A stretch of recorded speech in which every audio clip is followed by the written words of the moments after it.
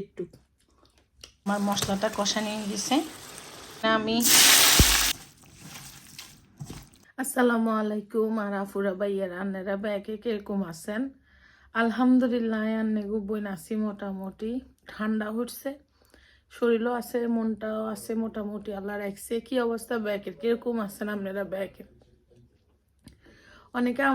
আমার এই কদিন আগের একটা ভিডিওতে আমার এই সিলভার প্লে বাটন দেখে আমারে জিজ্ঞেস করছিলেন যে আপু এটা কত লাখ সাবস্ক্রাইবার হলে পাওয়া যায় এটা 1 লক্ষ সাবস্ক্রাইবার ইউটিউব চ্যানেলে হইলে তারপরে পাওয়া যায় আর 10 লক্ষ সাবস্ক্রাইবার হইলে গোল্ডেন প্লে বাটন পাওয়া যায় তো এটা আমার যখন 1 লক্ষ সাবস্ক্রাইবার হয়েছিল তখন আমি পাইছি এটার একদিন হিস্টোরি আপনাদের লগে একটা ভিডিওতে শেয়ার করুম নে এটা আমার উঠা আপ ডাউন সব শেয়ার করুম নে মানে ভাইয়ারও ঠান্ডা লাগছে বুঝেনি আমারও শরীরটাও ভালো নাই মনটাও ভালো নাই আমি একটু করুম আপনার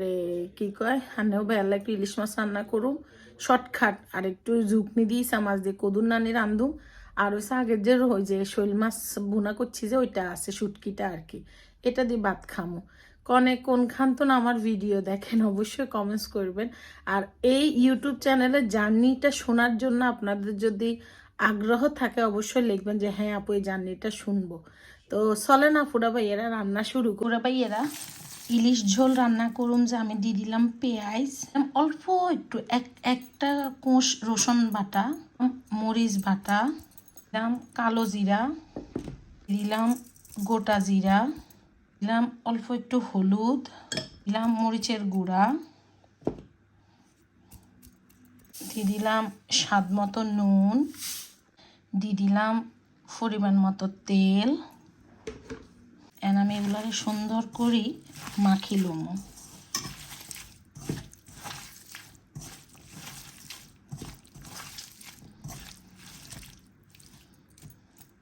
মানে যে ইলিশ মাছটা আছে না ইলিশ মাছটারে দিয়ে দিব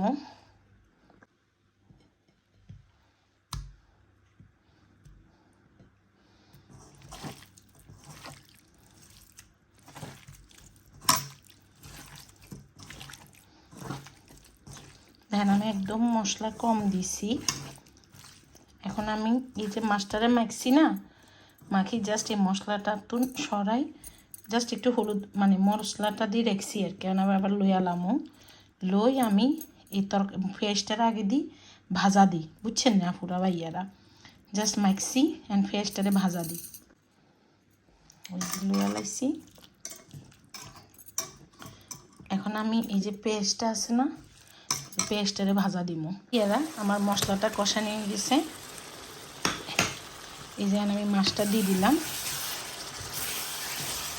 দেখছেন মশলা কিন্তু অনেক লাইট এন্ড আমি ঝোল দিয়ে দিব ঝোল দিয়ে দিলে একটু খালি জাস্ট কষানি হোক কষানি হলে আমি ঝোলটা দিই আমি আরেক চুলায়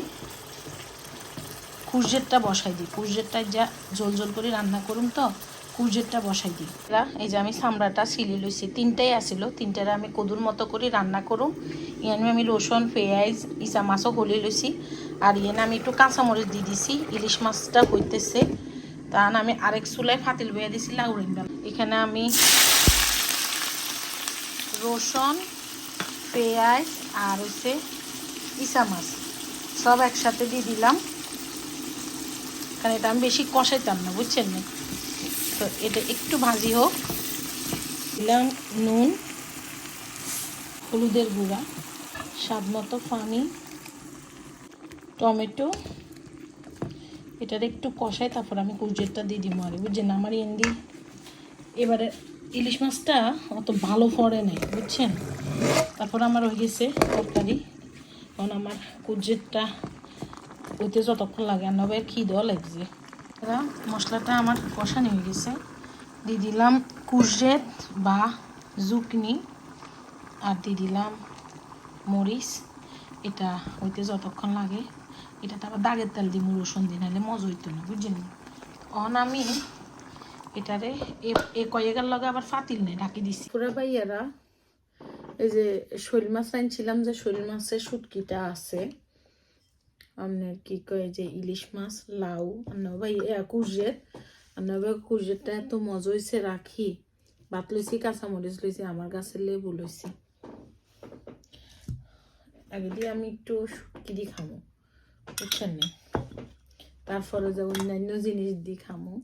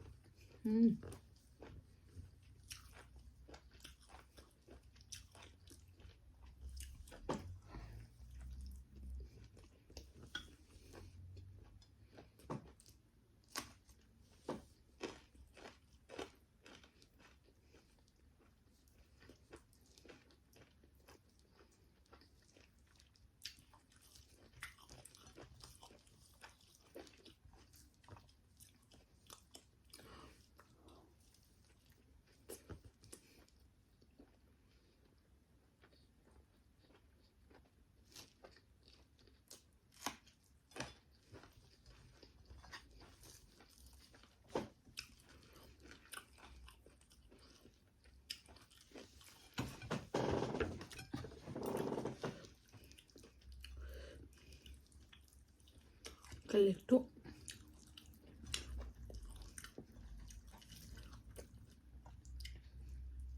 হালিম রান্ধুম।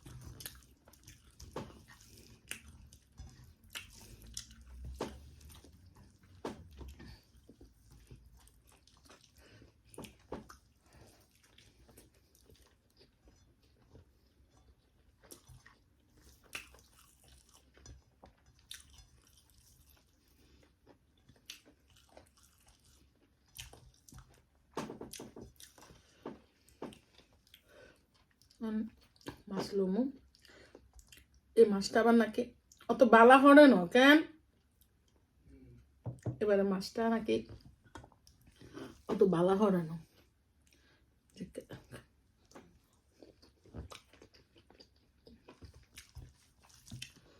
গ্রান কম কেন?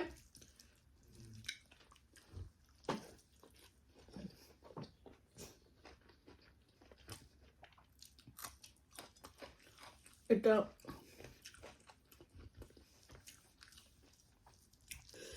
বেশি বড় সাইজ না, পুরা বেড়া মাছ।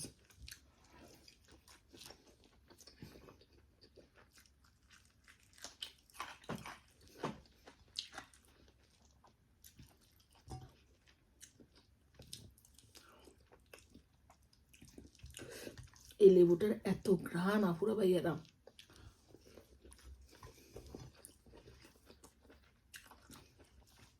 বলা ছাড়া গ্রাম।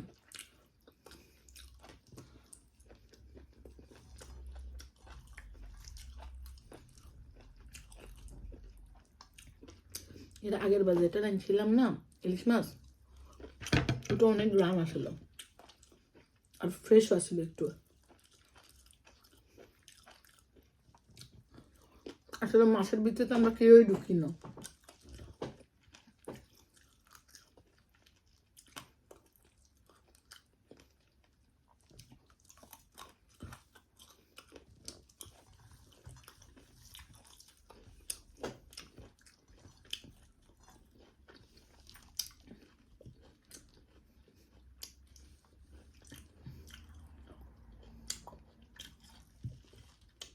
ইলিশ মাছের টুকরাটা একটু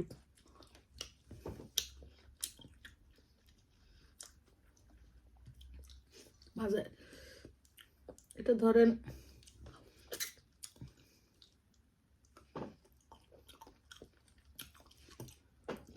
যে একটু বেশি বড় না।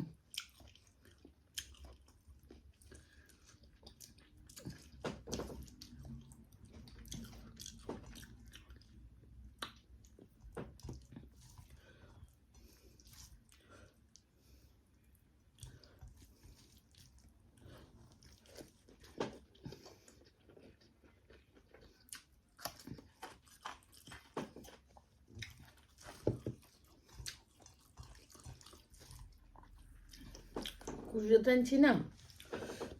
কুচুরটা একটু লই। আমার গায়ে ঠান্ডা লাগছে বুঝছেন, দম নিঃশ্বাস কিচ্ছু হালাতে হারান না, কাশতে কাশতে জীবন শেষ হয়ে যাবে। হে আবার কইছে কুচুরটা অনেক মজা হয়েছে, একদম বাংলাদেশের। আবার দেখছি ধরেন আমি কুচুর টুচুর যদি একদম বেশি রান্না করি না, মজা হয় কম, কম রান্না করুন মজা বেশি। একদম লাউ আছে না, লাউয়ের মতো।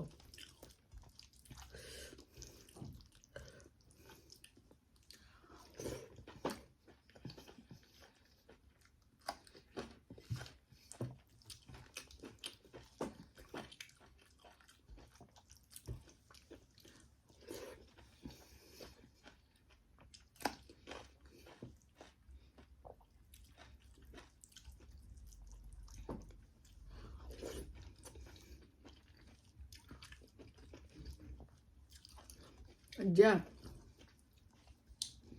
ইলিশ মাছের তো কুচুরটা বেশি মজা হয়েছে।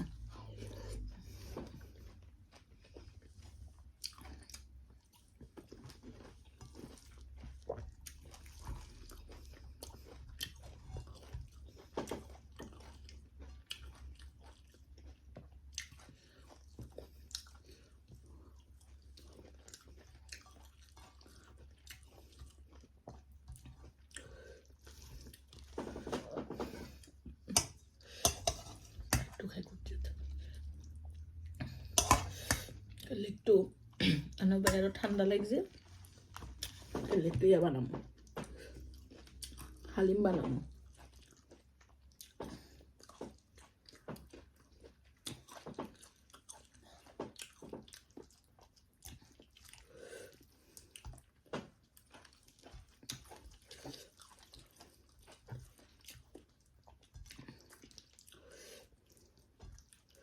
একদম মানে আপনি ধরতে না হেঁটতেন না, আপনি কি লাউ খান নাকি ঝুকনি খান?